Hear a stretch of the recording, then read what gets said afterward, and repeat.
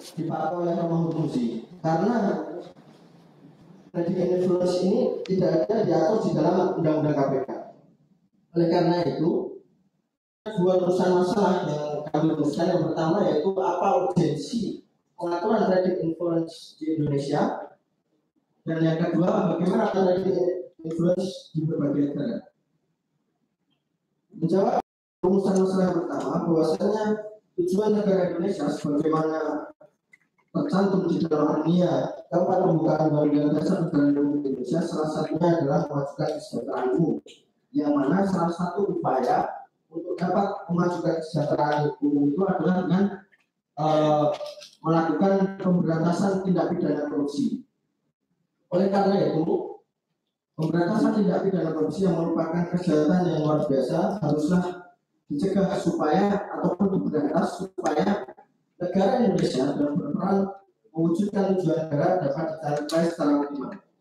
Lalu selanjutnya pengaturan tindak pidana korupsi di Indonesia sebenarnya juga diatur di dalam ketetapan MPR RI nomor 11/MPR/1998 tentang penyelenggaraan negara yang bebas dan bersih dari polisi, korupsi, dan nepotisme, dan juga di dalam Undang-Undang nomor 31 tahun 1999. Mengingat Indonesia juga telah meratifikasi Undang-Undang nomor 7 tahun 2006 tentang ratifikasi UNCSC, di mana di dalam pasal 18 UNCSC itu sebenarnya sudah disebutkan mengenai pasal yang mengatur tentang memperdagangkan pengaruh, akan tetapi pasal 18 UNCSC belum terimplementasikan dengan baik di dalam undang-undang tentang tindak pidana korupsi. Lalu rumusan masalah yang kedua, bagaimana pengaturan trading influence di berbagai negara. Di sini kami memperbandingkan dengan 3 negara. Yang pertama yaitu Prancis, bahwasanya trading influence diatur di dalam pasal 435 sampai 435 ayat 4 di KUHP Prancis. Lalu yang kedua, pengaturan trading influence di negara Spanyol itu terdapat di pasal 428 sampai 430 KUHP Spanyol. Sedangkan di Belgia itu diatur di dalam pasal 207. Lalu kesimpulan pengaturan trading influence di berbagai negara itu bahwasanya seperti ini. Negara Prancis, pengaturan trading influence menjerat perdagangan pengaruh baik secara aktif maupun pasif dan menjerat pejabat publik maupun pihak swasta. Sedangkan di negara Spanyol itu pengaturan memperdagangkan pengaruh itu hanya menjerat perdagangan secara pasif. Lalu di negara Belgia itu perdagangan pengaruh yang dapat dijerat itu adalah perdagangan pengaruh secara aktif maupun pasif, akan tetapi hanya menjerat pejabat publik saja. Sehingga berdasarkan pemaparan tersebut bahwasanya penting diterapkan atau mengimplementasikan pengaturan mengenai trading influence di undang-undang korupsi, karena di situ ada dasar pembenarnya, yaitu karena juga diatur oleh berbagai negara. Oke, silakan Mas. Ya, soal ini kasus pengaruh juga sebenarnya sudah bisa jadi misalnya amal performa itu dengan pasal 12. Apa kemudian itu perlu dipertegas kembali? Sedangkan selama ini ya nggak masalah soal sepanjang itu mungkin. Dari pasal 3 itu kan lumayan luas pemahamannya kalau kita lihat. Jadi saya kira tidak penting juga untuk Ya, silakan kembali. Katanya berhenti. Ya. Oke, kalau pasal ini diterapkan, salah satu-satunya perdagangan yang juga diurus oleh Menteri Perdagangan adalah perdagangan. Silakan, apa jawabannya?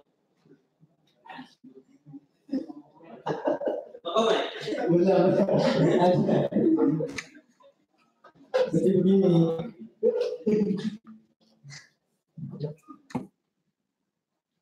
kalau untuk untuk memperjelas pengaturan mengenai kredit influence, maka itu perlu ada pasal. Tidak usah menafsirkan pasal-pasal yang lain, saja pasal tentang kredit influence. Jadi kalau biar apa ya, tegas saja, tidak usah menafsirkan pasal yang tadi yang Mas Muslim pasal 2 itu menurut saya luas.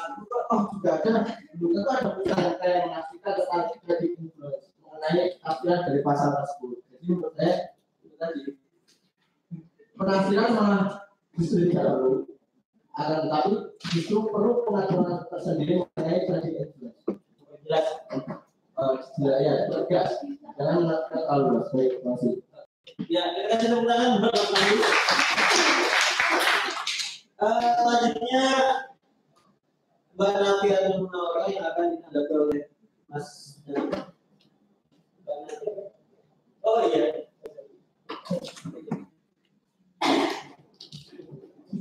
Assalamualaikum warahmatullahi wabarakatuh. Baik, yang hormat. Ini mungkin saya akan mencoba untuk singkat ya, singkat pada jelas.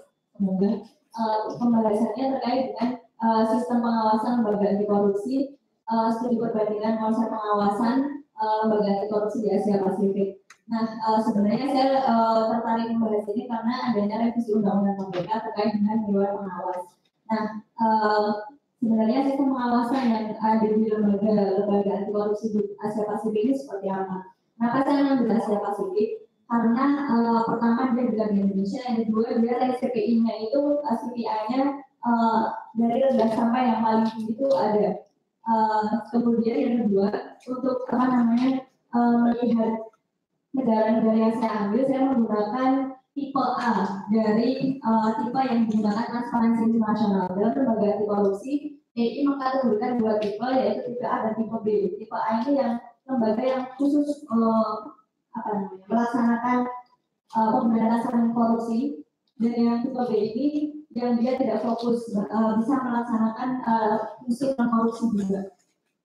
Sehingga saya menggunakan tipe A, 3 dari negara ASEAN dan 1 negara ASEAN lainnya yaitu Hong Kong. 3 ASEAN, saya mengambil Myanmar, Singapura, dan yang terakhir saya mengambil Hong Kong. Nah, tujuan perbandingan ini sebenarnya untuk seperti apa sih formulasi sistem pengawasan yang sebaiknya diterapkan Indonesia melihat dari perbandingan negara-negara tersebut. Dari 4-5 dengan Indonesia yang saya bandingkan, sebenarnya kan saya menemukan di Malaysia ada semacam dewan pengawas yang lembaga di dalam KPK atau di MACC yang berwenang untuk mengawasi. Sedangkan di lainnya seperti Myanmar, Myanmar ini indeks persepsi korupsinya rendah tapi mempunyai pencapaian yang menarik. Tahun 2012 sampai 2018 CPI Myanmar ini naik sampai 14 poin. Menurut Transparansi Internasional. Akan tetapi secara sistem dia sangat diintervensi oleh eksekutif. Dia eksekutif dan legislatif mempunyai intervensi yang besar terhadap ACC Myanmar. Kenapa? Karena dia bisa mengubah atau menetapkan member investigasi, dewan investigasi, bahkan bisa merekomendasikan ACC bisa menginvestigasi orang siapa itu, dan mereka memberikan laporan kepada presiden atau eksekutif dan parlemen. Selain itu di Myanmar political will-nya sangat rendah. Dari sampai 2017 dari 4.500 kasus hanya 66 kasus yang ditangani, dan juta militer di Myanmar masih sangat menguasai baik di parlemen maupun birokrasi, sehingga indeks CPI-nya masih atau skor CPI-nya masih sangat rendah dibandingkan negara-negara ASEAN lainnya. Yang pertama. Kemudian yang kedua, Malaysia ini sebenarnya lembaga anti korupsinya berubah terus-menerus dari awal pembentukan 67 sampai 2009. Ya, saya menggunakan yang 2009 yaitu MACC. Di MACC ini sistem pengawasannya menggunakan dua komite. Yang pertama adalah SCC atau Special Committee on Corruption, dan yang kedua adalah Compliance Committee.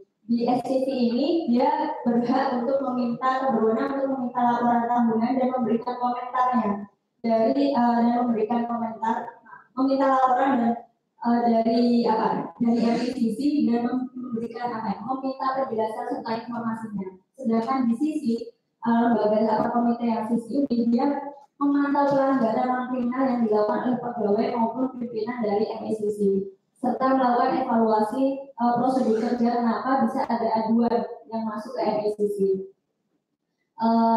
Itu di Malaysia. Kemudian di political will-nya sebenarnya saya melihat di Malaysia cukup baik walaupun ada berubah-ubah, tapi intervensi dari parlemen maupun eksekutif cukup ini di Malaysia dibandingkan dengan Myanmar. Kemudian di Singapura dan Hong Kong karena ini lembaga yang tertua ya untuk Singapura, diberikan tahun 1952, CPIB, dia sebenarnya tidak terlalu signifikan bentuk pengawasan dalam bentuk ini ya, lembaga atau dewan.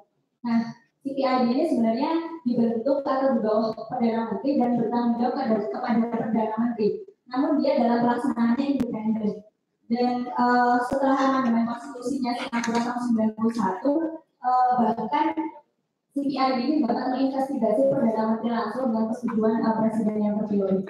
Untuk pengawasan sebenarnya saya menemukannya hanya di bagian internal, khususnya internal audit untuk keuangan. Akan tetapi perbedaan di Singapura kenapa CPI-nya sangat tinggi? Karena political will-nya di Singapura dibanding yaitu dukungan publik serta komitmen pemerintah dalam pemberantasan korupsi sejak masanya Lee Kuan Yew. Mereka menerapkan meritokrasi dalam pemerintahan, tidak korup dan pemberantasan korupsi pada level di berbagai level masyarakat. Yang terakhir Hong Kong, sebenarnya di Hong Kong ini dia ICAC-nya bertanggung jawab kepada dibentuk oleh chief eksekutif dan memberikan laporannya pada chief eksekutif. Untuk pengawasannya sebenarnya saya melihatnya oleh chief eksekutif sendiri dan internal audit, dan itu hanya melulu terkait dengan pengelolaan keuangan.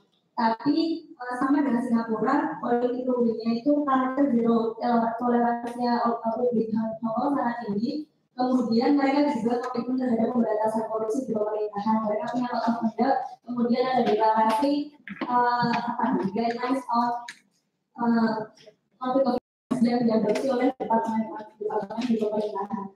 Nah, dari perbandingan tersebut saya menyimpulkan ada 3 kecenderungan dalam sistem pengawasan di Asia Pasifik. Pertama, yaitu sistem pengawasan lembaga anti korupsinya. Sistem pengawasannya rendah dengan sangat intervensi dengan politika yang rendah seperti Myanmar. Nah, ini tidak perlu dicontoh. Kemudian yang kedua, pengawasannya cukup proporsional. Saya lihat Indonesia dan Malaysia cukup proporsional, akan tetapi politiknya relatif rendah, cenderung agak baik. Nah, yang terakhir adalah sistem pengawasannya itu sebenarnya klasik di pengawasan eksekutif legislatif dan internal, tetapi politiknya tinggi seperti Hong Kong. Nah, revisi undang-undang KPK tentang Dewan Pengawasan ini, menurut saya dia mau mencoba seperti Myanmar dalam sistem pengawasan, tapi politiknya sangat rendah. Ketika kemudian intervensi eksekutif di Dewan Pengawasan dan penempatan kelembagaan KPK di bawah ini, saya rasa tidak proporsional untuk diterapkan di Indonesia, sehingga saya rasa Dewan Pengawasan kalau mau meniru Malaysia, kewenangannya tidak sebesar Dewan Pengawas di Indonesia. Terima kasih. Ya, saya kira cukup. Ya, silakan. Mas Dana.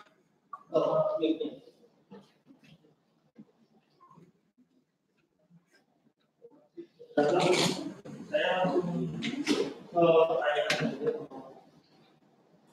mengenai Dewan Pengawasan, nanti bisa dipastikan undang-undang dan sidangnya itu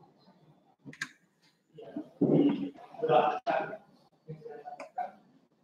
Apabila KPK ada Dewan Pengawas sebagai pengawas dari KPK, dari unsur mana sebaiknya Dewan Pengawas itu untuk meminimalisir kepentingan politik.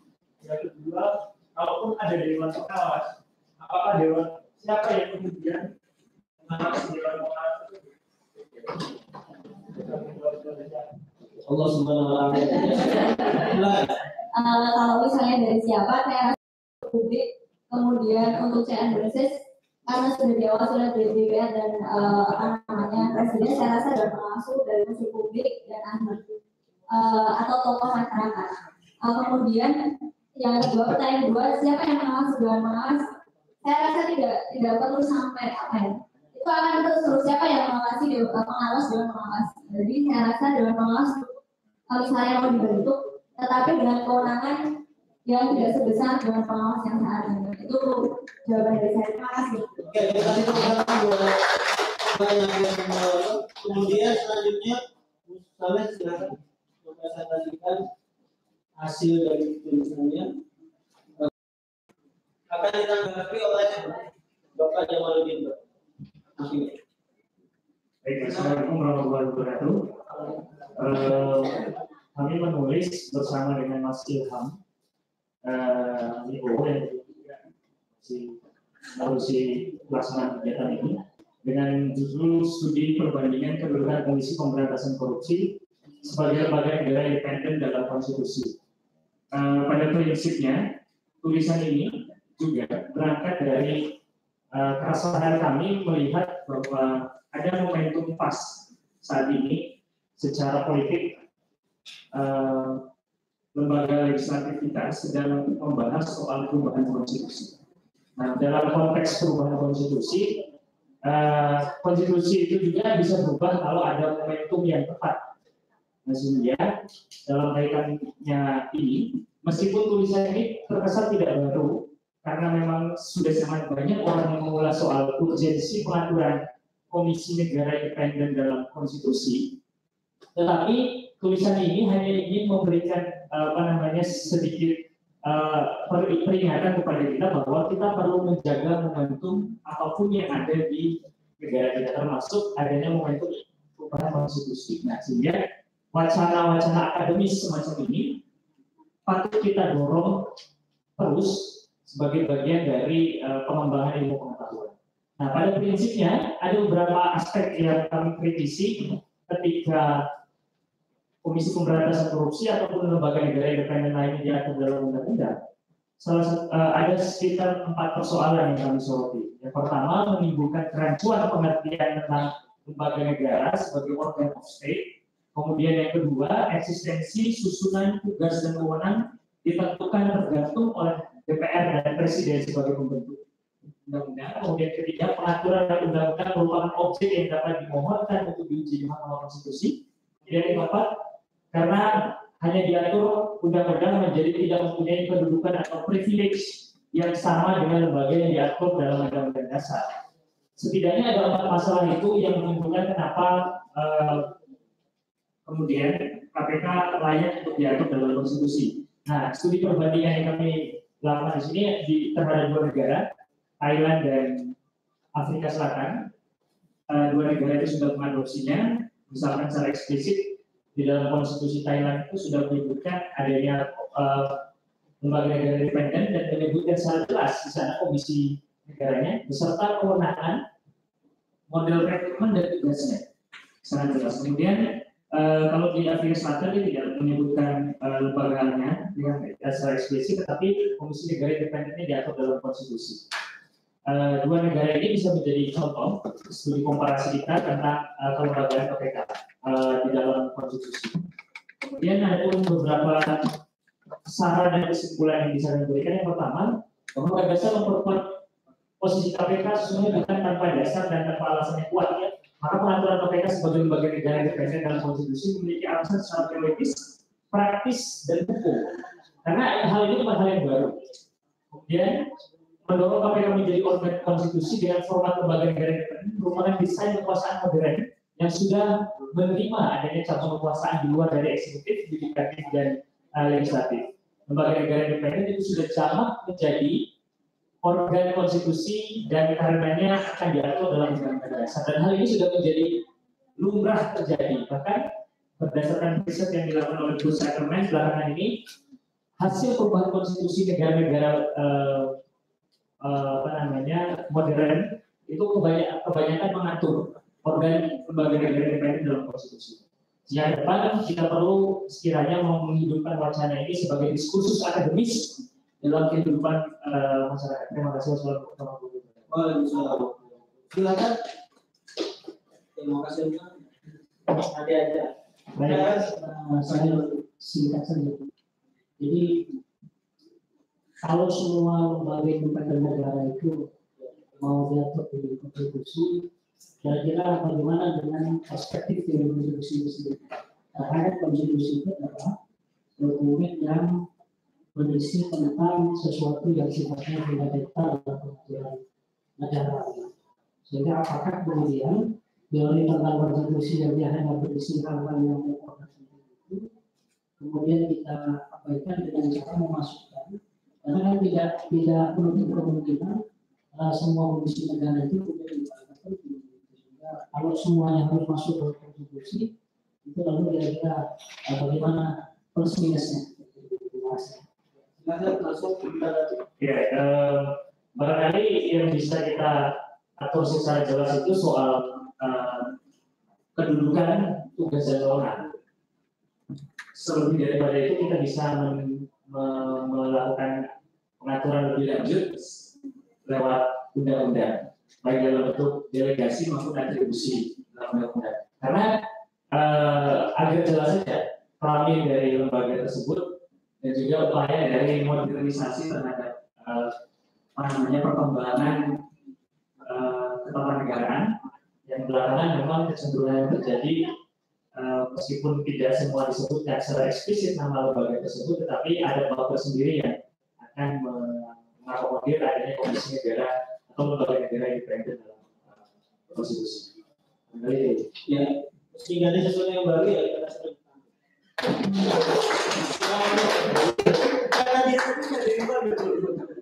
Ya tadi ya waktu untuk Mas Lilian dan Mas Dimas akan ditanggapi oleh Bapak dan silakan.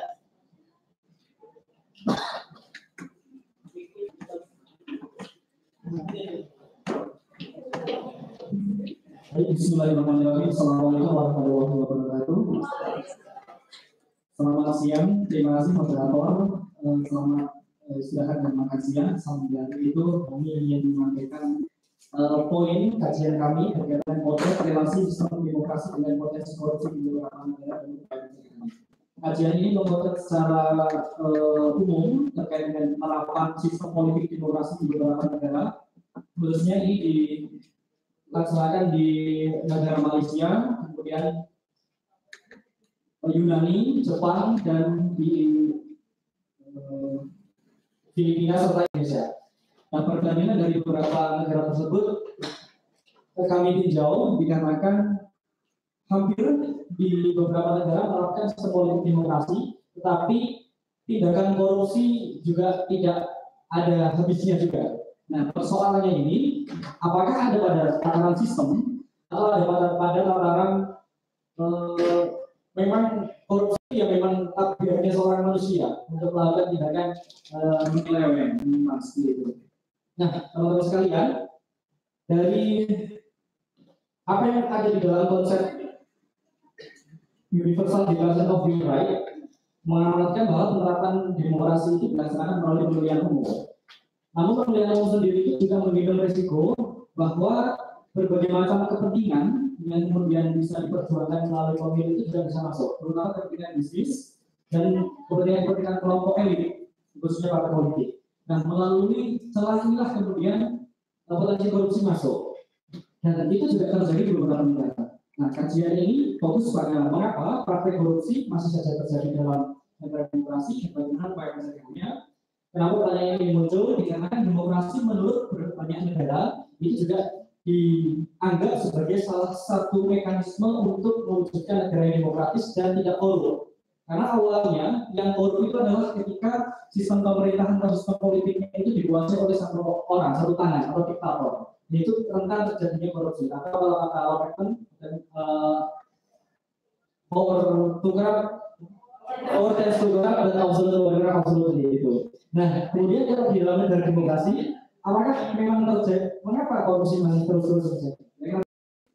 Nah, kami menganalisis persoalan korupsi itu dipicu kalau di beberapa negara itu dikarenakan sistem demokrasi itu masih ditunggangi oleh kepentingan kelompok atau kepentingan bisnis. Nah, dari situ mengakibatkan sistem pemerintahan itu juga kemudian dirasuki oleh kepentingan yang sifatnya koruptif, sehingga masuk pada sistem birokrasi dan lain sebagainya. Nah, dari persoalan itu ditinjau kalau misalnya kita melihat di Malaysia yang melakukan sistem pemilu pas berpas ternyata menguntungkan partai politik tertentu dan tidak bisa memberikan kesempatan kepada seluruh partai politik untuk duduk di dalam parlemen. Artinya sistem politik itu didesain hanya fokus pada penguatan pada satu atau dua partai politik. Begitupun di Filipina, meskipun menerapkan sistem pemilu paralel atau campuran, itu juga ternyata dikarenakan suplai dana dari pengusaha besar, ternyata desain sistem pemilu juga hanya menguntungkan pada partai politik tertentu. Saat itu ada yang namanya Marcos, Presiden Marcos yang kemudian kita anggap sebagai dinasti di dalam Filipina, itu ternyata terbukti dan terjadi objektif. Begitupun di Jepang, ternyata ada partai tunggal yang namanya Partai Demokrat Liberal, itu sejak tahun 1955 hingga tahun 1993 itu menguasai pemerintahan. Baru pada tahun 1994 itu karena ada perubahan sistem pemilu, itu kemudian ada partai baru yang berdobrak dan menguasai, kira-kira begitu. Begitupun di Yunani, sistem pemilu yang sebenarnya komplikatif, ternyata hanya menguntungkan dua parpol, meskipun di sana juga menerapkan sistem multipartai. Dan dominasi parpol ini ternyata juga menimbulkan tribalisme atau ya semacam politik timbal balik atau kamu tahan dukung kemudian bagaimana keuntungan yang mendukung, kira-kira begitu. Begitupun terjadi di Indonesia. Jadi dan langsung pada poin usulan kami untuk mencegah korupsi di dalam sistem demokrasi, apakah kemudian kita akan pesimis dengan sistem ini dan apakah kita kemudian harus mengganti dengan sistem yang lain, misalnya dengan tawaran itu lebih dari sistem politik khilafah dan sebagainya. Apakah demokrasi masih mulai dipertahankan ketika kami masih mengakibatkan dimulai korupsi? Ternyata memang di beberapa negara demokrasi juga ada beberapa upaya. Pertama, kita harus mengutamakan optimalisasi pencegahan dan kontrol. Seperti di Malaysia itu yang diutamakan adalah pencegahannya.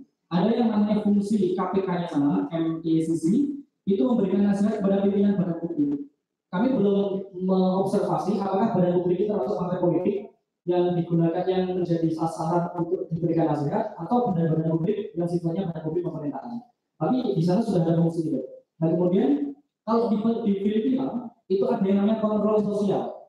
Kalau di Indonesia mungkin ya dengan dibuat demonstrasi dan sebagainya. Karena kalau ketika rezim itu sudah kuat dan landasan konstitusional tidak dapat ditempuh dan tidak akan provinsi, maka people power itu akan kemudian timbul.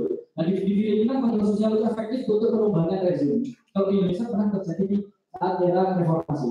Nah kemudian yang ketiga kontrol politik itu di Indonesia sudah dilakukan ketika seperti ini. Ada seorang kawan politik yang diisukan kemudian taruhlah ada kepala daerah di ODP. Pesaingnya itu akan kemudian memanfaatkan kasus itu untuk menjatuhkan lawan. Nah itu semacam kontrol politik untuk apa? Agar kalau korupsi itu ya akan merugikan secara politik. Maka kemudian lawan politik akan memboleh itu menjadi suatu persoalan yang sangat bahaya di dalam dunia politik. Itu yang namanya kontrol politik. Ini dijelaskan sama Pak Artijo di dalam dunia korupsi politik. Nah, selanjutnya ada pengembangan partai politik dan political will.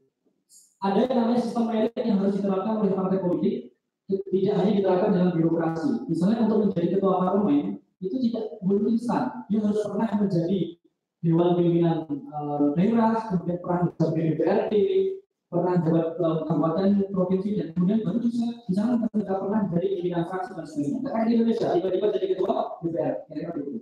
Itu ada yang namanya sistem merit. Ya contohnya anak ibunda. Kemudian ada kemauan politik. Ternyata komitmen pemberantasan korupsi di beberapa negara itu dilantaran rendahnya kemampuan politik presiden maupun pemerintah yang sedang menjabat. Di Indonesia terbukti ketika presiden sendiri tidak punya komitmen dalam rangka untuk menguatkan KPK, justru menerima legislasi untuk melemahkan KPK. Dan di beberapa negara kayak gitu juga terjadi. Contohnya mengatur impunitas secara pemegang kekuasaan atau pelemahan lembaga-lembaga independen. Selanjutnya di Amerika ada semacam riset yang dilakukan oleh Maria Fernanda Perez Aguero dan Tamar Zif itu terkait dengan hacking corruption atau meretas korupsi melalui sistem digital. Nah, sistem digital ini ditawarkan karena memang di dalam konsep demokrasi transparansi itu sangat diutamakan, maka di Indonesia karena memang sistem digital itu penting, itu harus diupayakan. Dan dia kemudian pertama bekerjasama untuk saling membuka informasi, memfokuskan pada data-data perencanaan pembangunan yang berorientasi pada pencegahan, kemudian merancang teknologi proaktif untuk membangun transparansi dan keterbukaan dari masyarakat sipil. Jadi masyarakat sipil itu bisa mengcounter, misalnya kalau ada contoh yang simpel itu misalnya ada kebijakan yang tidak produktif, masyarakat bisa kasih koreksi. Kemudian pelibatan sektor swasta di dalam anti korupsi di dalam sistem bisnis maupun sistem politik atau partai politik transparan untuk memberikan penghargaan. Jadi di Indonesia ini juga perlu ada apresiasi bagi badan-badan publik termasuk partai politik ketika dia itu bersih perlu dikasih penghargaan untuk meningkatkan politik. Dan terakhir perlu untuk menimbangkan ambang batas atau threshold. Ternyata di berbagai negara mengapa korupsi di dalam negara demokrasi masih terjadi dikarenakan pemusatan kekuasaan hanya di satu atau dua partai politik. Di Indonesia itu sudah terjadi, kita sudah tahu bahwa parlemen dikuasai oleh satu tangan. Kira-kira kita melihat di Indonesia itu sistem politiknya hanya berbaju demokrasi, tapi sebenarnya jauh lebih baik. Nah itu perlu dipertimbangkan apakah dia akan dihapuskan atau diturunkan grade-nya, karena dengan adanya multi partai itu tidak selamanya buruk atau merecoki kekuasaan, tapi itu justru akan menimbulkan semacam kontrol bagi pemegang kekuasaan. Mungkin itu saja. Terima kasih kurang lebihnya kepada moderator kami kembalikan. Assalamualaikum warahmatullahi wabarakatuh. Silakan Mbak Mbak. Terima kasih atas waktunya. Tadi disebutkan dinamika sistem atau politik partaian di negara-negara yang dipersaingkan itu kan tentu berbeda. Ada yang di jumlah partai di negara-negara tersebut kan tentu berbeda dengan di Indonesia. Dan itu berimplikasi pada banyak atau sedikitnya partai politik di sana atau sistem politik di negara yang tadi teman-teman sampaikan itu selalu saja ada permasalahan korupsi. Nah, pertanyaannya adalah apakah kewenangan yang dimiliki KAK dari negara-negara tersebut sama dengan kewenangan yang KPK Indonesia miliki? Dan yang kedua adalah tadi jika disampaikan salah satu solusinya adalah dengan parlemen threshold di Indonesia, itu apakah tidak kontradiktif atau relevan tidak? Karena tadi kan juga disampaikan bahwa problem di negara-negara demokratis yang tadi ada Malaysia dan lain-lain itu problemnya adalah mau itu sedikit atau banyak partai politik selalu saja ada korupsi, dan bahkan justru korupsinya ketika partainya sedikit itu akan terpusat ke kekuasaan tertentu itu. Terima kasih. Silakan singkat. Yang pertama terkait dengan kelembagaan di beberapa negara Malaysia dengan kebetulan tinjauan ini bukan tinjauan kelembagaan, tapi tinjauan konsep daripada demokrasi kebetulan tidak kami kaji secara mendalam terkait dengan perbandingan kelembagaannya. Jadi sudah banyak dikaji secara mendalam terkait kelembagaan di Malaysia, kemudian di Korea dan lain sebagainya. Tetapi mohon maaf itu tidak bisa kami sampaikan. Tapi yang kedua terkait dengan pertanyaan threshold, apakah itu kemudian relevan diterapkan di Indonesia? Bukan kan bisa dari kontradiktif. Tentu ini berkaca dari berbagai negara, bahkan kondisi Indonesia sendiri. Ketika demokrasi itu kemudian menghadirkan oligarki, ternyata potensi korupsi itu bisa sangat besar, menyalahgunakan kekuasaan sangat besar. Apa yang boleh diinginkan oleh rakyat dengan apa yang akan terjadi dalam pengambilan keputusan itu berbeda, seperti yang sekarang terjadi. Maka saya melihat bahwa threshold itu terlampau besar sehingga kemudian mengerucutkan atau memusatkan pada satu atau dua kekuasaan saja. Kalaupun tidak seperti itu, ya kita konsisten untuk membangun oposisi permanen. Kalau kami diskusi itu ya, kalau memang dari mendeklarasikan sebelum pemilu dia sebagai oposisi, itu kan sebagai oposisi ketika memang dia tidak terpilih sebagai koalisi atau pemerintah. Maka kemudian dia akan memposisikan sebagai oposisi permanen seterusnya. Tapi kalau tidak, ya perlu adanya memberikan ruang bagi partai politik, misalnya partai politik yang baru ikut pemilu itu untuk berusaha mendapatkan suara dulu di dalam parlemen dalam rangka mengontrol kebijakan yang sifatnya utama atau paling kuat. Oke, kita kasih tepuk tangan.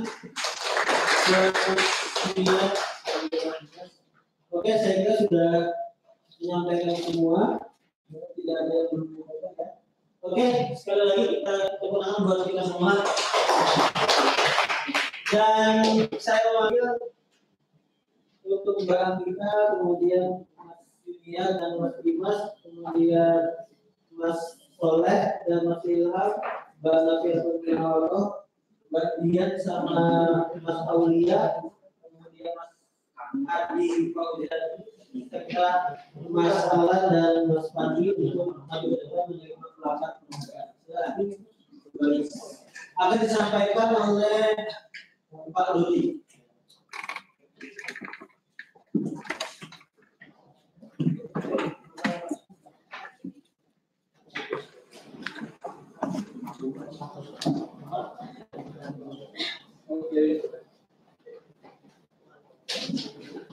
Ya, silakan berbaris pendidikan. Tadi disampaikan oleh Pak Dodi.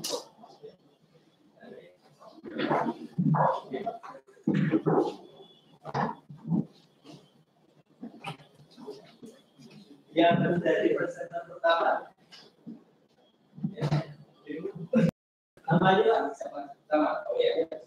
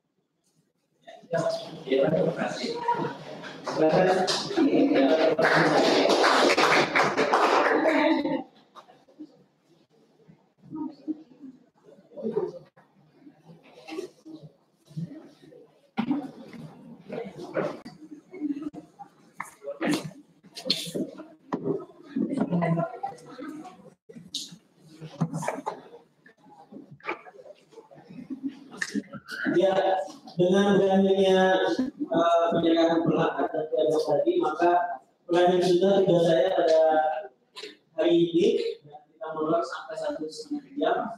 Mohon maaf atas segala kekurangannya. Semoga diskusi kita pada hari ini bermanfaat dan bisa memberikan kontribusi bagi negara kita lebih. Sampai mohon maaf, saya akhiri dengan hamdalah.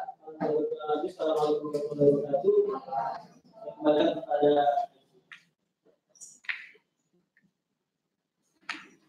baik, terima kasih kepada Bapak Ahmad Sazali beri pembukaan yang meriah dulu yang sudah beri hari ini. Untuk selanjutnya, sebelum menutup acara, mari kita dengarkan bersama sepatah kata dari Sekretaris Program Studi Program Internasional, Bapak Dodi Setiawan Nurhayat LMHD, pernya kami persilakan. Bismillahirrahmanirrahim. Assalamualaikum warahmatullahi wabarakatuh. Alhamdulillahirabbil alamin, yang saya hormati Bapak PSHK dan jajarannya, para pemakalah dan juga hadirin sekalian yang berbahagia. Saya sangat senang sekali hari ini saya mewakili pimpinan Fakultas Hukum UI bahwa betul Fakultas Hukum UI ini setelah sertifikasi internasional dan nasional itu maka kita masuk ke dalam fase berikutnya. Fase berikutnya itu adalah kita harus masuk ke fase world class university. Kalau bahasa Indonesia dan bahasa Jawanya itu adalah universitas kelas dunia. Jadi Bapak Ibu sekalian, salah satu karakteristik universitas kelas dunia itu adalah bahwa yang namanya riset, presentasi riset, apa istilahnya, diseminasi penelitian itu harus bagian dari kebiasaan. Jadi izinkan saya ini sebagai salah satu trial percobaan dan alhamdulillah itu berhasil dan ini nanti akan saya lakukan insya Allah di tahun depan.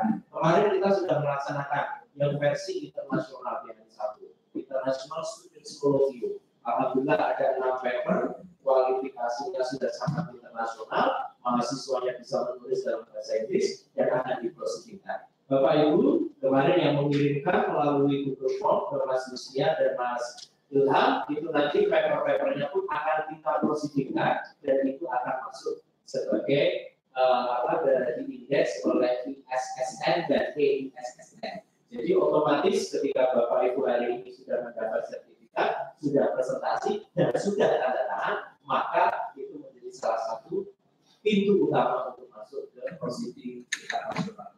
Sehingga nanti ketika kita diakreditasi, divisitasi, kita sudah punya dokumen-dokumen bahwa kita telah mendiseminasi karya ilmiah baik untuk mahasiswa S1, S2, dan S3. Dan yang kedua, saya ingin sekali kegiatan ini sebagai eksposur internasional, paparan internasional. Saya langsung menghadirkan pakarnya dari Amerika Serikat karena temanya komparatif. Sehingga Bapak Ibu sekalian tidak perlu ngawang-ngawang lewat Google. Padahal kalau pakai lewat Google, bahasa Inggrisnya Promoingil kalau bahasa Inggris itu dibaca sekali 2 kali tidak paham. Dan alhamdulillah tadi saya melihat teman-teman sudah mulai banyak mengelaborasi aturan-aturan di Hongkong sampai ke Singapura meskipun tidak ke sana, tidak pergi ke sana. Tapi alhamdulillah kita pun juga dapat informasi langsung dari para pakarnya dari Amerika Serikat. Dan yang ketiga, saya punya harapan ke depan, karena HTN ini orangnya luar biasa dan bagus-bagus. Dan dulu saya juga saya pernah bekerja dari stafnya Sri Sultan, jadi saya tahu belajar HTN seperti apa. Dan ketika saya pernah studi 1 semester di salah satu universitas di Utrecht, waktu itu saya ke perpustakaan dan saya menemukan bukunya Prof. Hikmah. Judulnya adalah Ilmu Negara. Sehingga saya langsung ke beliau ke Belanda langsung foto dengan buku beliau. Nah, ternyata apa? Meskipun itu berbahasa Indonesia, tapi ilmu yang ditelurkan oleh teman-teman PSHK ini dan teman-teman Departemen HTN itu sudah mendapatkan rekognisi tidak hanya nasional, tetapi internasional. Sehingga acara ini saya berharap nanti masuk stage berikutnya. PSHK saya berharap nanti stage berikutnya adalah ada diseminasi di tingkat internasional. Ya, tahun depan itu yang paling berat itu seharusnya kita sudah punya international conference. Tidak ada masalah yang mungkin bisa berbahasa Indonesia, nanti mungkin ada round table sendiri, yang berbahasa Inggris ada round table sendiri. Karena Mahkamah Konstitusi sudah mencoba memulai konferensinya pun dengan bahasa Inggris yang diundang profesor-profesor dari luar negeri. Sehingga nanti saya berharap juga orang-orang HTN itu juga akan masuk ke program internasional, mengajar dan menjadi salah satu bagian dari jurusan atau background tesis masing-masing mahasiswa di program internasional. Sehingga saya kira acara hari ini manfaatnya tidak hanya 1, 2, 3, tapi saya berharap meluas, sistematik, masif, dan terus-menerus. TSM yang positif itu sudah kita turunkan di Fakultas Hukum UI. Anak-anak kita sudah demonstrasi. Hari ini kita diseminasi. Besok Pak anak dibawa ke MK ada pemimpin masalah atau masalah jadi saksi ahli, data-datanya tidak perlu data dari Google, tapi cukup hanya di server saya atau teman-teman pembicara yang di sini. Sehingga ini bisa jadi referensi dan bisa disitasi pada saat langsung nanti aplikasi kenapa referensi rancangan undang-undang KPK perlu dia terlalu terburu-buru atau argumen-argumen lain. Dan biar kita semua punya semangat yang sama. Terima kasih atas perhatiannya dan mohon maaf kalau saya ini terlalu sederhana dalam memberikan hidangan dan lain sebagainya karena sistem di Amerika Serikat tidak ada yang namanya catering, tidak ada monggo dahar, monggo ke toilet di atas nggak perlu. Jadi yang kita sediakan itu dan juga kita zero plastik. Jadi saya mau minta panitia kalau perlu sudah sedia galon minum sepuasnya. Ini adalah bagian dari edukasi kita lingkungan dan lain sebagainya. Terima kasih. Mari kita tutup dengan adalah alhamdulillahirobbilalamin. Assalamualaikum warahmatullahi wabarakatuh. Mari kita berfoto bersama. Nanti akan kita posting di News dan di website dan di koran-koran nasional. Yuk. Silakan kepada para pemakaman dan para peserta untuk foto bersama. Pak Direktur itu Pak. Jadi itu orang penting.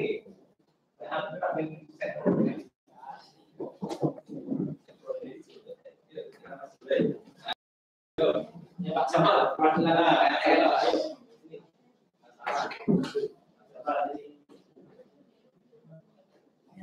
sertifikat yang menggunakan sertifikat pemakaran bisa minta hasilnya. Apa yang di atas tadi?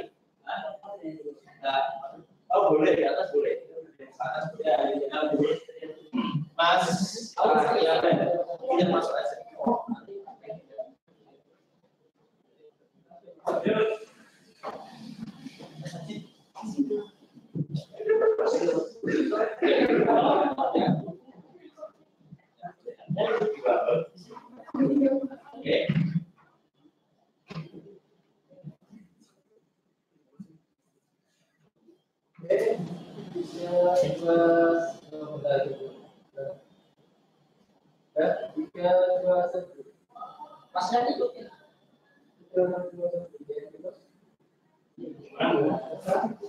Satu apa dua?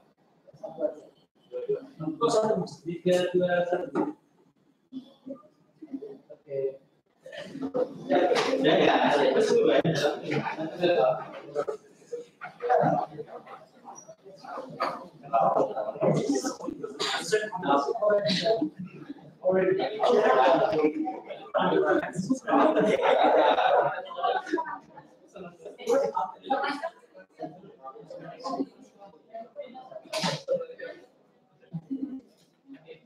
dia tegar.